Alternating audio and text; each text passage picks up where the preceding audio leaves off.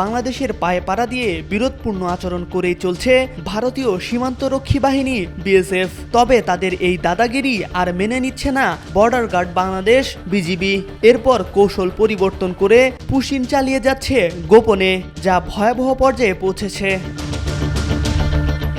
হাসিনার পতনের পর থেকে বাংলাদেশকে অস্থিতিশীল করতে নানান কূটকৌশল চালাচ্ছে ভারত। সেই তালিকায় নতুন করে যুক্ত হয়েছে পুশিন। ভারত বাংলাদেশ সীমান্তে নতুন করে উত্তেজনা তৈরি করেছে ভারতীয় সীমান্তরক্ষী বাহিনী বিএসএফের অগ্রাসী পুশিন তৎপরতা। নারী, পুরুষ ও শিশু সহ শতাধিক ভারতীয় নাগরিককে জোরপূর্বক বাংলাদেশ পাঠানোর চেষ্টা চালিয়ে যাচ্ছে বিএসএফ। তবে লালমনিরহাটে বর্ডার গার্ড বাংলাদেশ বিজিবি ও সাধারণ জনতার কঠোর প্রতিরোধে তারা ব্যর্থ হয়েছে। অন্যদিকে সিলেট সীমান্তে তাদের কার্যক্রম বেশ উদ্বেগজনক। মঙ্গলবার ভোররাতে লালমনিরহাট জেলার পাটগ্রাম, হাতিবান্ধা ও আদিতমারি সীমান্তে একযোগে পুশিন অভিযান চালায় বিএসএফ। লক্ষ্য ছিল ৫৮ জন ভারতীয় নাগরিককে বাংলাদেশে ঠেলে পাঠানো, কিন্তু বিজিবির চৌকস নজরদারি আর সীমান্তবাসীর সাহসী অংশগ্রহণে তাদের সেই পরিকল্পনা ভেস্তে যায়।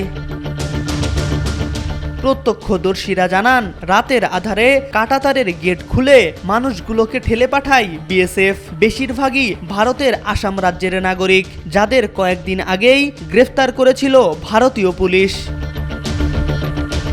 বিজিবির পক্ষ থেকে বলা হয়েছে, বিএসএফ বিভিন্ন পয়েন্টে পরিকল্পিতভাবে মানুষ পাঠানোর চেষ্টা চালাচ্ছে।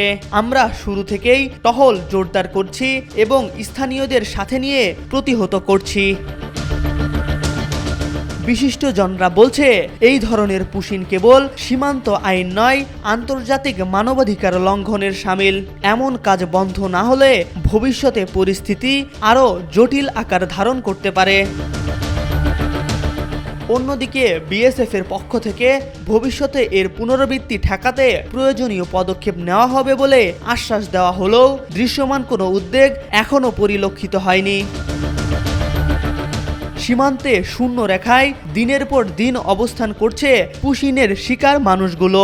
খোলা আকাশের নিচে কোনো রাষ্ট্রীয় পরিচয় বা সুরক্ষা ছাড়াই তারা এক অনিশ্চিত ভবিষ্যতের দিকে চেয়ে আছে। বিজিবি তাদের ঘিরে রেখেছে, আর বিএসএফ অপেক্ষায় আছে আরও চাপিয়ে দেওয়ার সুযোগে।